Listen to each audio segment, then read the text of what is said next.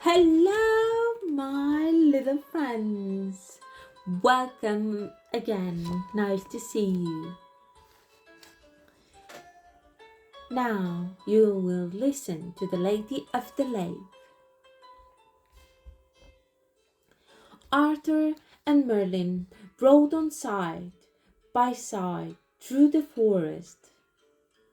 Arthur was very quiet because he was thinking of Pellinore and what adventures they might have together if they were to be friends instead of enemies.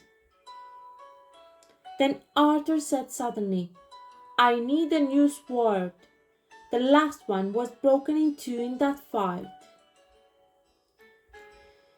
We are on our way to find you a sword, said Merlin. A very special sword. You could travel the world and find nothing like it. At last they came to a lake. It was right in the middle of the forest and Arthur had never seen it before. The lake was very beautiful. A gentle breeze touched the water softly, like a mother's hand, and it was so peaceful that you felt it had been exactly like this since time began. Arthur looked at the lake and was filled with wonder. Then Merlin touched his arm. Look, he whispered. Far out at the lake, and was filled with wonder. An arm clothed in white silk was raised above the water, clutching a sword in its hand. The sword glittered in the sunlight. That's the sword I was telling you about, said Merlin. There is nothing like it in the whole world. I can well believe it, said Arthur, for the handle of the sword was covered in jewels. Just then a boat appeared with a lady in it. Who is that? Asked Arthur, for he was struck by her beauty.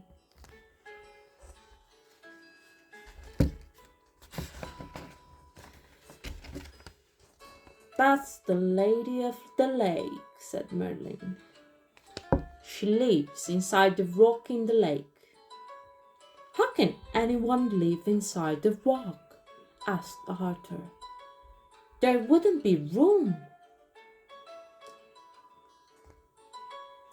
This is a magic rock, said Merlin. If you stepped inside, you would enter a strange country. You could travel the world and not find anywhere more beautiful. While Arthur was still thinking about this, Merlin said, Why don't you try talking to her?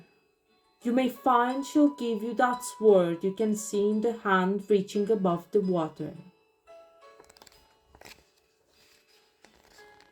The boat came to the shore, and the Lady of the Lake stepped out. Arthur bowed low to her and said, My lady, can you tell me something about that sword out there in the lake? Whose is it? How I wish it were mine, for I broke my own sword in battle this very morning. The sword is mine, King Arthur, she replied, but I give it to you gladly. Come, row to where you see the hand holding the sword, and take the sword and its scabbard. So Arthur rode out and took the sword. And as soon as he did so, the arm clothed in white silk disappeared under the waters. Arthur rowed back to shore. He stepped out of the boat and looked at the sword. Its name was carved on the blade, Excalibur. On one side were the words, "Take me," and on the other, "Cast me away."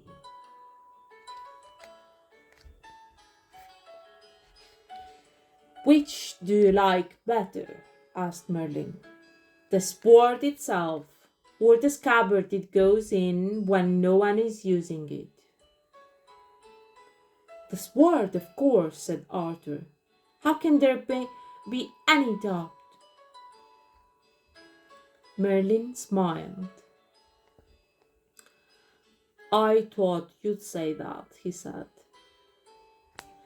"But the fact is that although Excalibur is the finest sword in the whole world, the scabbard will be more use to you in the end. In fact, it will be worth 10 swords." "Why is that?" asked Arthur wonderingly. "Because so long as you wear the scabbard, you will lose no blood, however badly you are wounded," said Merlin. "So remember, always have the scabbard with you when you are likely to run into danger."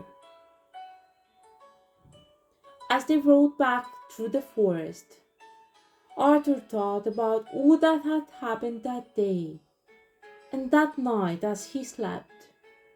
He dreamed about silken arms and shining swords and brave knights sitting around the huge table.